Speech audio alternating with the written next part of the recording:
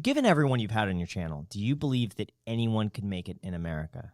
I think anyone definitely has a shot, but certainly some people are going to come from harder situations. I think a lot of that comes from family situations. If you're raised in a single family household in a place that there's like, you know, in the middle of a food desert, or there's just lack of jobs, lack of education, it's certainly going to be harder, but anyone can.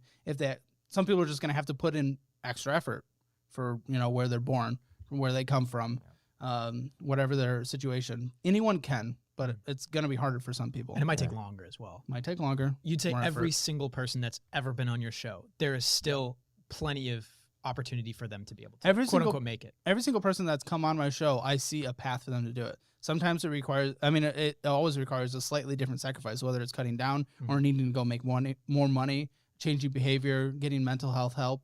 You know, it's always something different, but anyone that's ever been on my show can certainly get out of it. We see a path. How often do you see a correlation between mental health and financial insecurity? Oh, it's certainly a lot. It's interesting because some people have complained that it's become more of a mental health show. And of course, we allow the guests to bring up what they want to bring up. What I don't like are people using it as an excuse when it comes to finances, which I'm starting to see the sympathy play in some of the guests trying to do that. So what I try to do as not a mental health expert, I'm not, I try to steer them towards, okay, this is a financial conversation. Sir, we can have sympathy and understand the basis of where things are coming from if there is trauma in the past, but you need to talk to a mental health expert who can actually help you on this. And let's talk about finances. So I try to rope people back into the main line of the conversation that we're trying to be on, but certainly it's a big play. It would be fantastic if you could have a licensed therapist as well on the show. Yeah. Get Dr. K to call in. That would be That would be amazing. incredible. One thing we actually want to do, this is just more of a service behind the scenes because our show's nothing without our guests. I would love to, at some point, if we can afford it, have a therapist that I can have the guests see if they want to see with no fee. And also a financial advisor that a guest could see with no fee for like, you know, a year or something like that. That's something I really want to do. I want to invest more in the guests post-show. So, yes, I mean, there could be more content, having someone on. Send them to the ranch, like the Doctorville. Yeah.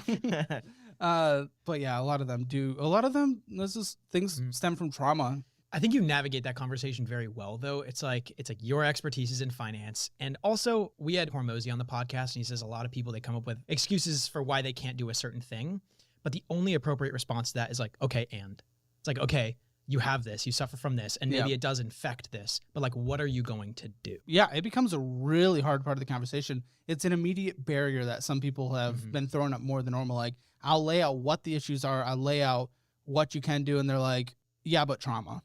And I'm like, shit, what do I do about that? Hormozy's response is always, all right, then you can't do it. Silence. And they're like, well, but I could do that. And then they start to backpedal. When they're confronted and they say, I can't do this because, you know, when I was 5, my dog died and that traumatized me and I can't do it. Okay. Fine, you can't do it. Yeah. Yeah. All right, too bad. All right, see ya. You're screwed. That would be an interesting, maybe it's not appropriate, but it would be an interesting, you know, to see if it yielded any good results. I'll test it on a couple people. We'll see put- where it yeah, goes. see if it- I tend to agree with them because if they go in with the mindset, I can't do it, the dog died, traumatized, fine. But it's there, and that's going to be self-fulfilling. Well, that's where They've I wonder already why they decided come they on the can't do show it. You anyway. can't help someone that doesn't want to be helped in the first which place. is why I wonder why they're here. Like, you know, To we be want on the people- show. Yeah, I we mean, want people that's- to come on the show who want help, right? So we have an extensive screening process. Half of our team are producers, making sure we get the right people on the show. But there's always you can never force everything out of people. They can fully frame themselves as something completely different through multiple video calls and phone calls. Then they can come sit here and they can trauma dump. And it's just like, dude, I never went to school for mental health. Why are we talking about this right now? This is not me. What sort of traumas are you seeing? Is it what trauma really impacts someone's like financial literacy? Is it divorced less parents? about Is it financial location literacy. where they grew up? It's less about that. Discipline? It's not even that, man. It's the cope. The cope is spending more. The cope is they don't care about going into debt. The cope is the actions around it, and it can stem from any trauma that people do, whether it's something sexual in the past, whether it's a family situation in the past, a death, whatever it is, and then the cope around that is spending, and the cope just feels better to them than actually disciplining and knowing they can't spend, so they don't spend. You probably attract that type who cope with finances because they watch your channel. It makes sense, yeah. This might seem insensitive, but I feel like it's like the question a lot of people are wondering. It's like, how many of them do you think are just using that as kind of an excuse and allowing that to like consume them rather than it genuinely being like a pushing hand on their back? Like, no, you got to go towards these coping mechanisms. Dude, it's so hard because I just don't want to assume. Right. I don't want to assume. I feel like it would be so rude for someone in my position to just assume they're trying to make excuses. I don't want to invalidate them. Solutions. Yes. Right. It's like you got to attack the problem head on. It is. That's why I try to veer them back on that conversation. Mm-hmm. I allowed people to go on trauma dumps for a long time, for a while, and we're really trying to get them back on the conversations now, pull them back in, but I don't want to invalidate their own life experience. Like, they could be lying, but if I call one person out for being a liar and they're not, then it's just like, Caleb Hammer's the biggest dick ever. Do you think they're lying, or do you think maybe they're taking their experiences and maybe exaggerating? Maybe, but statistically, we've had so many people talk about it. I wouldn't be surprised if at least one person was lying, just using it as an excuse to not look bad on camera. Like, they thought they were going to come here and look good the whole way, and then I'm calling out their bullshit. And it's worse than they thought it was. And they're like, oh, yeah, but something bad happened in the past. So how do you ensure that people don't lie on your show?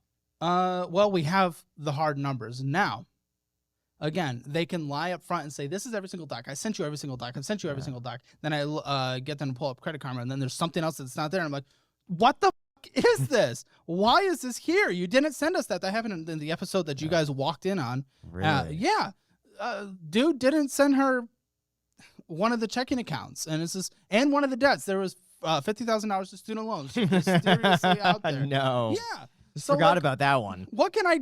Yeah. So we vet, and those people are working their ass off back there, and it's impossible to know 100%. People can always lie. If you've ever been denied a car loan, credit card, or even an apartment because of what's on your credit report, you are not alone. Most people don't even know what's hurting their credit score, let alone how to fix it. That is exactly where our sponsor DisputeBeast comes in. It's an AI-powered platform that helps you find and remove outdated or inaccurate items from your credit report fast. We're talking things like late payments, old accounts and collections, or even accounts that don't belong to you. Not to mention, how it works is super easy. You connect your credit report, and DisputeBeast scans it for negative marks that could be dragging down your score. Then it generates custom dispute letters tailored for your situation, no templates and no guesswork. You could choose to just download the data and send it to the agencies yourself, or you can use their built-in mail service where they will literally handle everything for you. It's honestly just really clean and simple to use, and it's built by experts. So if you're ready to take back control of your credit, go to disputebeast.com/ICH today. There's also a link down below in the description,